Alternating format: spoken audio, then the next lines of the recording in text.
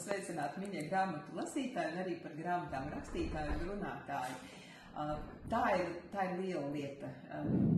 Ne tikai lasīt, bet arī uzrakstīt. Un patiesībā jau tas ir ļoti dabiski. Tad, kad tu izlasi un tev patīk, ir kaut kas tev ļoti pārsteidz, ja gluži otrādi nepatīk, gribas par to runāt. Un tad tā rakstīšana sanāk tā runāšana.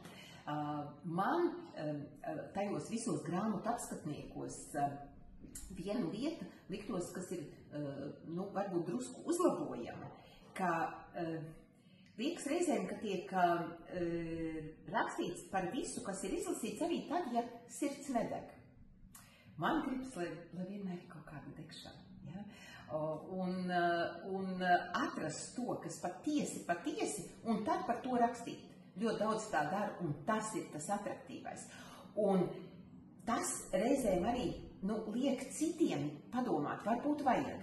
Izcilo grāmatu grupu mēs kādreiz radījām, kad arī vācieti bija uzrakstījusi par kādu rakstnieci un ļoti populāru grāmatu tajā laikā, nekritizējam, liekam mierā, uzrakstam par to, kas mums patīk. Un viņa rakstīja par Glaviniča romānu, un jā, reizēm tā pati arī vācieti saka, viņi izlasa kaut ko, kāds ir uzrakstījis, kas ir ļoti labi uzrakstīts, un saka, jā, es laikam grēkoju, es sen neesmu rakstījusi.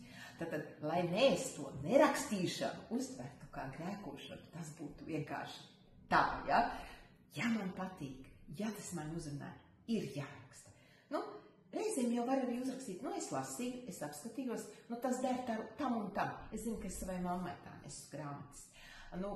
Es jau tās dzimtas sāgas un pagājušais gadsimts un tā. Man liekas, ka man jau viss, es jau zinu, bet mammai es nesu.